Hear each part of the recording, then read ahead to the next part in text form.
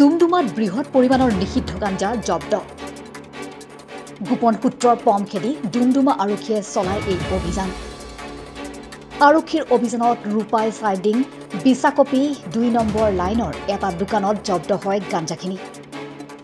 দোকানত অভিযান চলাই আৰক্ষীয়ে উদ্ধাৰ কৰে মুঠ ৪ কেজি ২৮৫ গ্ৰাম গাঞ্জা আৰু নগদ ৬,৫৬৫ টকা।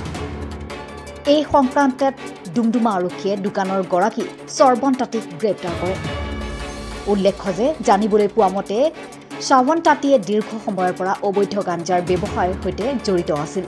ডুমডুমা আৰক্ষী থানাৰ প্ৰশাসনক আমি ধন্যবাদ জ্ঞাপন কৰিব বিচাৰিছোঁ, কাৰণ আমি বিশাকপি চাহ বাগিচা গাঁওৰক্ষী বাহিনী হৈ চলিত বৰ্ষৰ জানুৱাৰী মাহৰ ৩০ তাৰিখে আমি এখন যৌথভাৱে বিশাকপি গাঁওৰক্ষী বাহিনী আৰু আমাৰ বিশাকপি ২ নম্বৰ লাইনৰ ৰাইজ হৈ আমি এখন সমিতি গঠন কৰিছিলোঁ।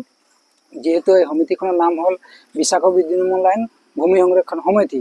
সেই সমিতি আমি গঠন হৈ আমি এখন প্ৰস্তাৱ সিদ্ধান্ত কৰি আমি যিসকল আমাৰ গাঁৱত চুলাই মদ গাঞ্জা আৰু জুৱাৰ আড্ডা এইবিলাক চলি থকা আমি দেখা পাওঁ, সেইবিলাক আমি তাহাঁতৰ ঘৰে ঘৰে আমি এখন জাননী আমি কাগজ পত্ৰেদি আমি প্ৰেৰণ এখন কৰিছিলোঁ। তাৰ পাছত আমি কিছুমানৰ পাছত আমি বন্ধ চাই পালোঁ। তাৰ পাছত আমি যোৱা ৩ মাহৰ পাছত যোৱা ৩ মাহৰ পাছত আমি আগতে আমি ডুমডুমাৰ আবকাৰী বিষয়াক আমি এখন কাগজ প্ৰেৰণ কৰিছিলোঁ। যিহেতু আমাৰ লাইনত চুলাই মদ গাঞ্জা বিক্ৰী হয় বুলি আমি জনাইছিলোঁ। তথাপিও আবকাৰী বিষয়াসকলে কাণ পাতি কাগজখন একো গুৰুত্ব নিদিলে।